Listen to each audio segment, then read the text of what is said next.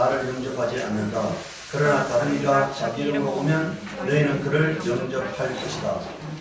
오늘 우리가 이제 새 성전으로 이사를 하면서 오늘 새 번역 성경으로 하나님 앞에 처음 예배를 드리는데 왜 이 새 번역 성경을 우리가 바꾸게 되었는가에 대해서 여러분들 그 앞에 머리글을 보시기 바랍니다.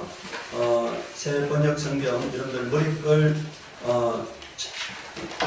첫 번째가 있고요. 두 번째가 이제 넘겨서 요 면이 나타나는 면을 펼치시기 바랍니다. 새 번역 머리글 두 번째 페이지를 보면은 요 면이 나타나는데 여러분들 제일 밑에서 두 번째 보세요. 제일 밑에 두 번째 이게 대한성서공회에서 발행한 1983년도부터 9년에 걸쳐서 번역 작업을 해서 발행된 새 번역 성경입니다. 새 번역 성경 여러분들 거기 밑에 둘째 줄을 보면은 자 표준 새 번역에서는 개역 신약을 따라서 개역 구약에서 여호와라고 한 표기를 주 또는 주님이라고 하였다. 다만 하나님께서 직접 이름을 계시하신 곳에서는 구약에서 써온 여호와라는 표기를 그대로 썼다. 여호와 표기와 결합된 이름 곧 여호와 이레, 여호와 니시, 여호와 살름, 여호와 사마에서도 여호와를 그대로 썼다. 구약에서는 하나님의 거룩한 이름 히브리어 네 자음 문자는 아도니아 또는 엘로힘으로 읽어왔다. 신약을 쓴 사도들은 하나님의 이름 네 글자를 쓸 때에는 예외 없이 주라고 했다. 구약 성경 본문을 신약에 인용할 때도 하나님의 거룩한 이름 네 글자만은 반드시 주라고 하였다. 기독교 2000년 성경 번역 전통에서 볼 때도 하나님의 거룩한 이름 네 글자는 늘 주로 번역되어 왔다. 주전 3세기부터 히브리어에서 그리스어로 번역되기 시작한 70인역 구약이 하나님의 거룩한 이름을 주라고 번역한 뒤로 주 4세기 라틴어 불가타역이나 16세기 루터의 독일어역, 17세기 영어 흥정역, 제임스 왕 역본 등이 하나님의 거룩한 이름을 주라고 번역하였다. 원어에서 직접 번역된 세계 주요 번역판들이 하나님의 거룩한 이름을 번역할 때 주라고 번역하였다. 성경 표준 새 번역에서는 교회의 이러한 오랜 전통과 성경 번역의 전통을 따랐다. 자, 지금 뭐라고요? 지금 여러분들 근데 이 말을 우리가 오늘 딱 듣는 이걸 딱 보는 순간에 우리 여러분들 우리가 지금까지 보던 개혁 한글과 개혁 개정에서 영어로 번역된 것은요, 이것은 보통 심각한 것이 아닙니다. 여러분들 기독교 역사에서는요, 중요한 의사결정을 할 때마다 종교회의를 개최했어요. 사도들이 모였고 장로들이 모여서 만약에 우리가 이방인들이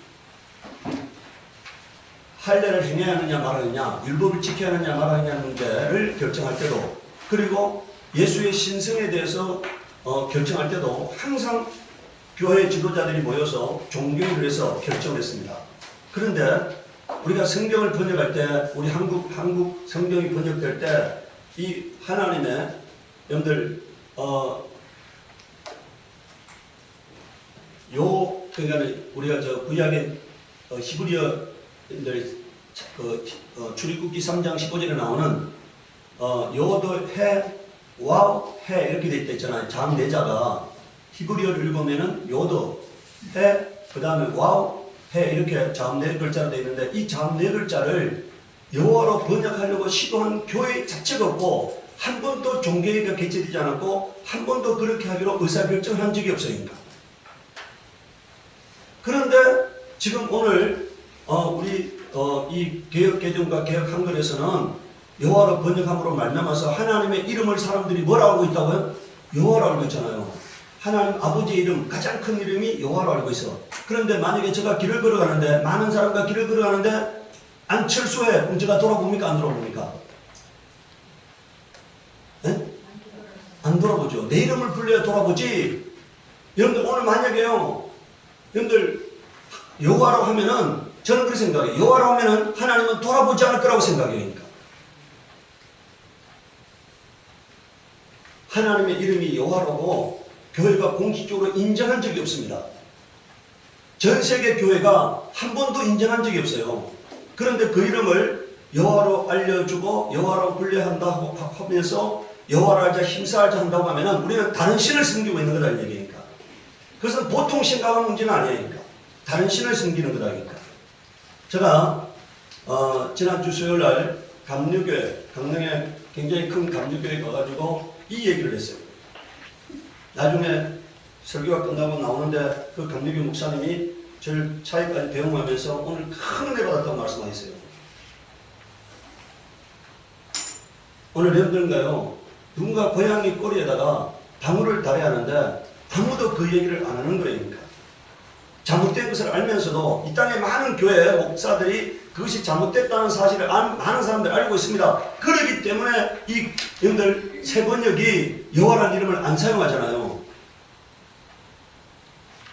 대한성서공회에서 16개 교단, 대표적인 교단에서 모여서 성경을 번역하면서 여호와를 안 사용하는 이유는 잘못됐다는 걸 알고 있잖아요.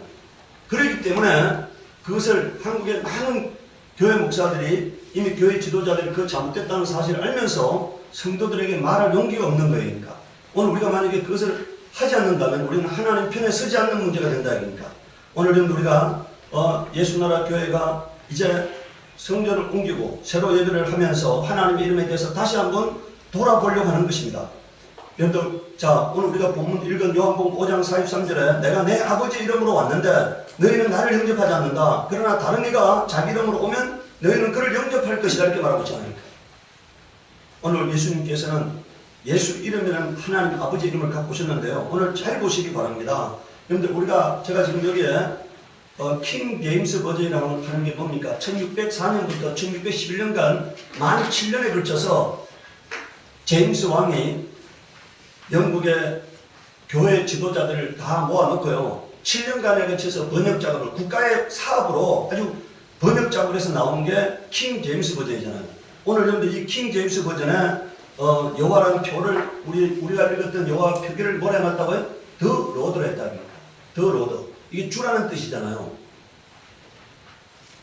제가 뭐라고 말했습니까? 히브리 성경에도 아도나이로 되어 있고 헬라 성경에도 주라는 표기로 되어 있고 영어 성경에도 주라는 표기로 되어 있고 불어 성경에도 주라는 표기로 되어 있고 독일어 성경에도 주라는 표기로 되어 있는데 여러분들 일본어 성경에도 보십시오. 거기에 주라고 되어 있잖아요. 그런데 우리나라하고 중국의 성경에만 여호와로 그동안에 번역되었던 것입니다.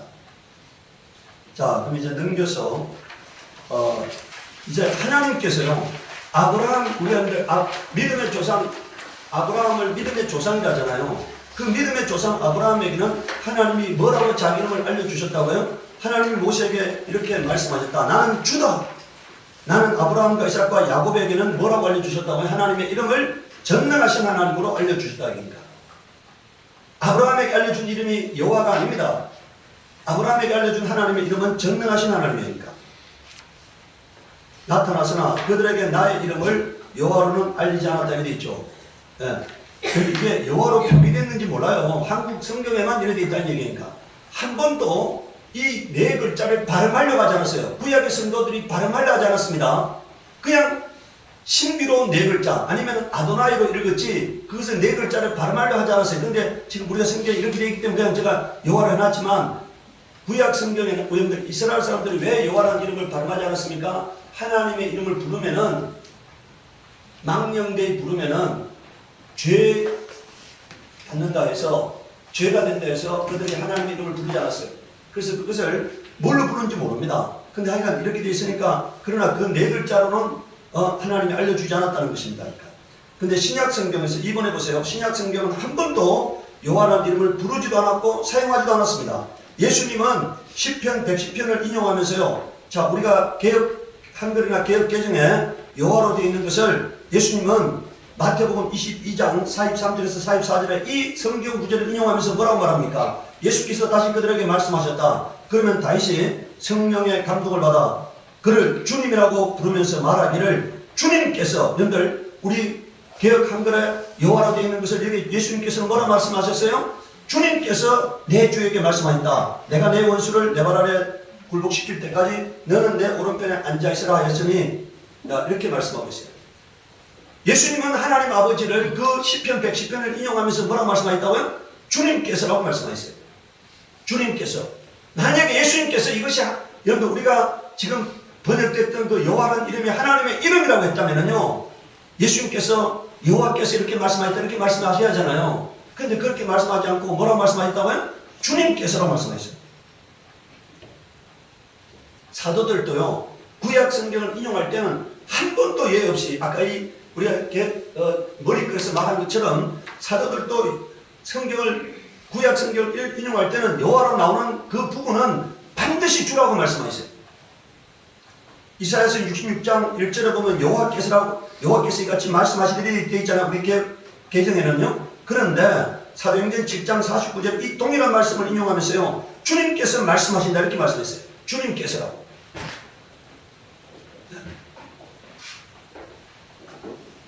사례 2번에 보면은 이사야서 1장 9절에 만군의 여호와께서 우리를 위하여 생존자를 조금 남겨두지 아니하셨다면 우리가 소돔과 같고 고모라와 같았으리로다 이렇게 되어 있습니다. 이 장면을 로마서 9장 29절에는요 이렇게 말하고 있어요. 거기서 또한 이사야가 미리 말한 바 만군의 주님께서 우리에게 씨를 남겨두지 아니하셨다 이렇게 되어 있잖아요. 똑같은 구절을 인용하면서 사도들은 이 이사야서 말씀을 인용하면서 만군의 주님께서라고 말씀하셨다. 만군의 여호와께서라고 번역된 것을 여러분들 만군의 주님께서라고 이사야서를 사도들은 사용했어요. 세 번째, 여러분들 그러면 왜 우리가 예수 이름을 분리하느냐에 대해서 예수 이름은 하나님의 이름입니다. 구약은 그림자고 신약은 실상이에요. 구약이 뭐라고요? 그림자다, 비유다 그러니까. 신약은 실상이에요. 히브리서 10장 1절에 장차 올 좋은 것들의 그림자일 뿐이요 율법은 장차 올 좋은 것들의 그림자일 뿐이요 실체가 아니므로 해마다 반복해서 드리는 똑같은 희생제사로서는 하나님께로 나오는 사람들을 완전하게 할 수 없습니다 이렇게 있잖아요. 율법은 장차 오는 복음의 그림자일 뿐이에요. 그림자. 여러분들 모세가 시내산에서 율법을 받았잖아요. 그 율법은 뭐라고요? 그림자다 그러니까. 실상이 아니고 그림자예요. 그러니까. 히브리서 8장 5절에서 7절에 이렇게 말하고 있습니다. 그러나 그들은 하늘에 있는 것들의 모형과 그림자에 지나지 않는 땅에 있는 성전에서 섬깁니다 이렇게 있잖아요. 이 율법은 하늘에 있는 모형과 그림자일 뿐이에요. 그러니까. 자,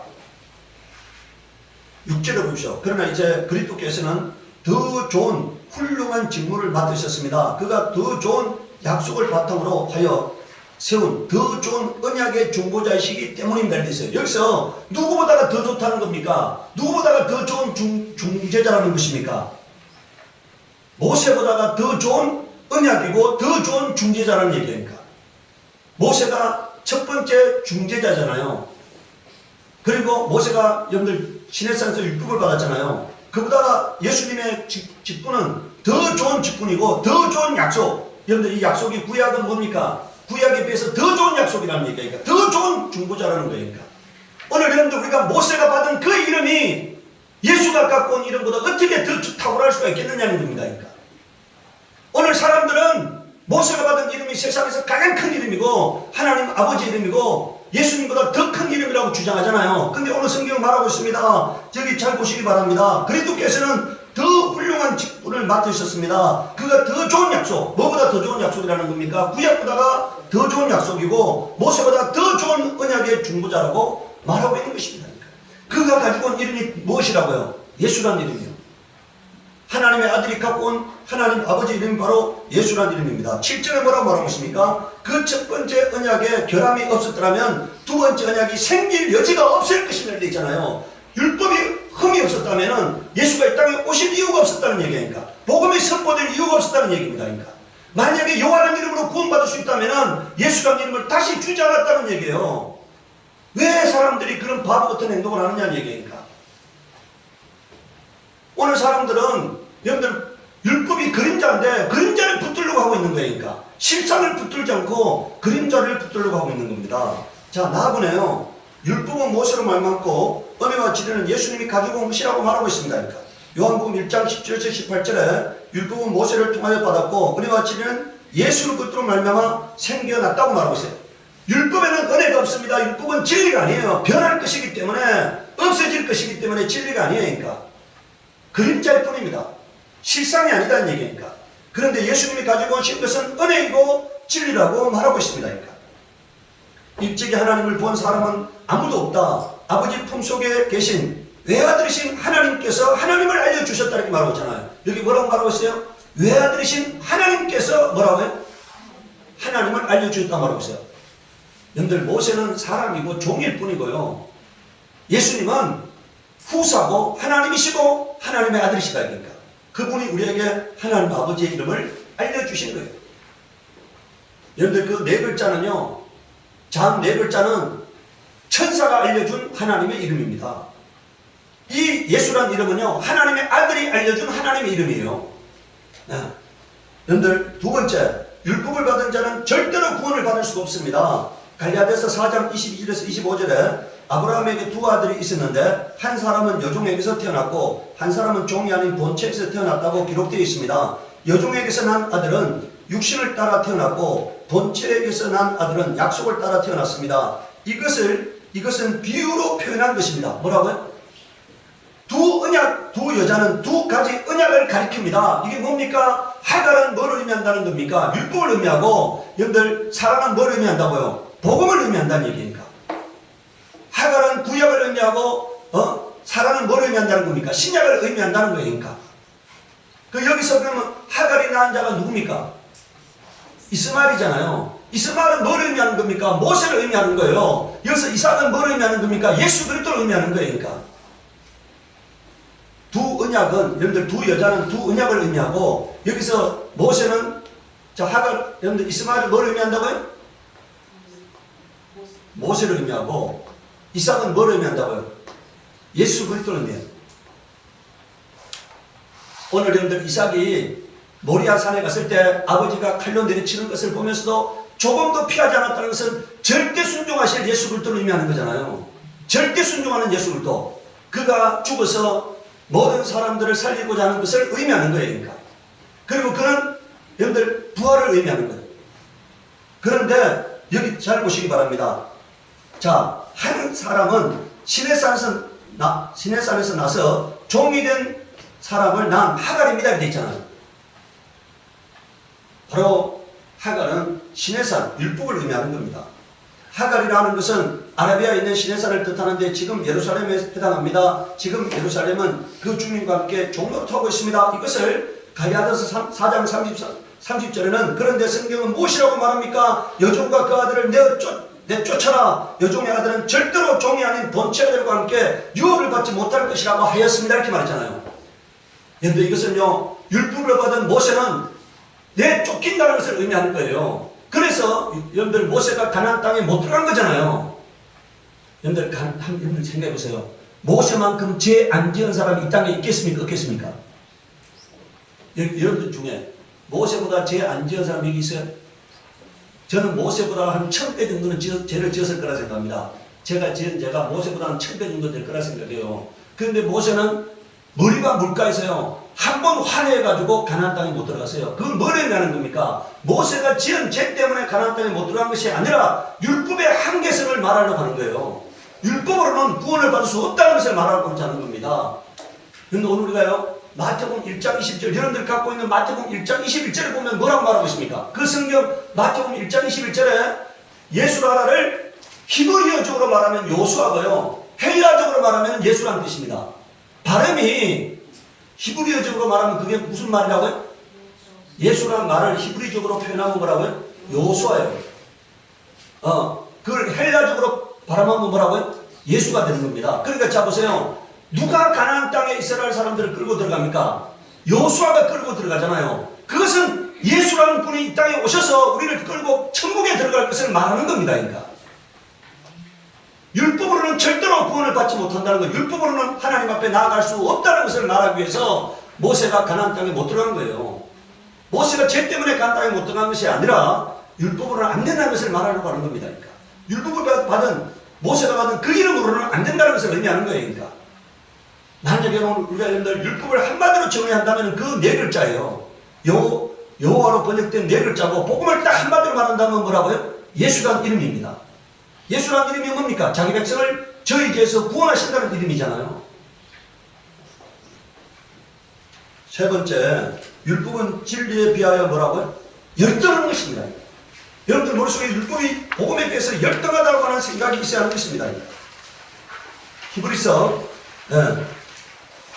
8장 7절에 보면은 그 첫 번째 언약에 결함이 없었더라면 두 번째 언약이 생길 여지가 없을 것입니다. 그런데 하나님께서는 자기 백성을 나무라시면서 이렇게 말씀하셨습니다. 주님께서 말씀하신다. 보아라, 날이 이를 것이다. 그때 내가 이스라엘 집과 유다 집과 더불어 새 언약을 맺을 것이다. 이 새 언약이 뭘 의미하는 겁니까? 복음을 의미하는 거잖아요.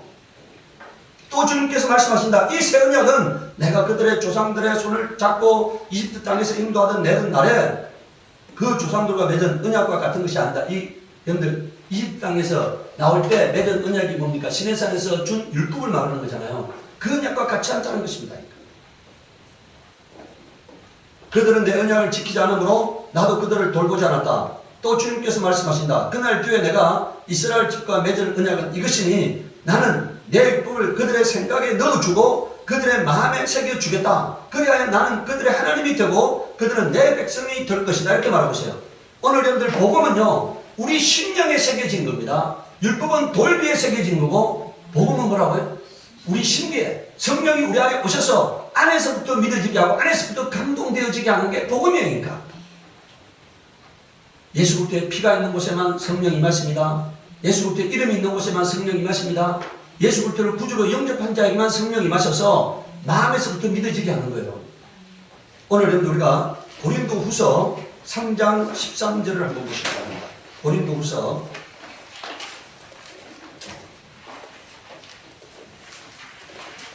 자, 고린도후서 3장 13절에 자, 3장 13절에서 16절까지 우리 함께 보도록 하겠습니다.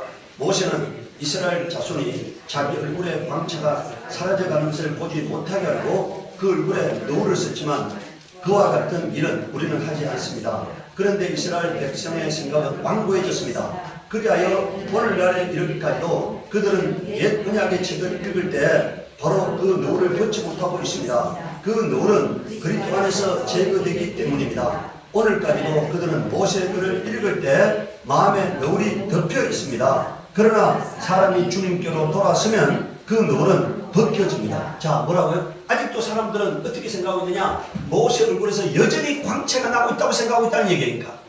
근데 모세 얼굴에 있는 광채는 오래전에 사라져버린 것이라는 거예요. 여러분들 그 모세 얼굴에 있는 광채는 마치 달빛 같은 겁니다. 여러분들 낮에 해가 중천에 떠 있는데 달이 있을 때 달이 눈에 잘 보입니까? 안 보입니까?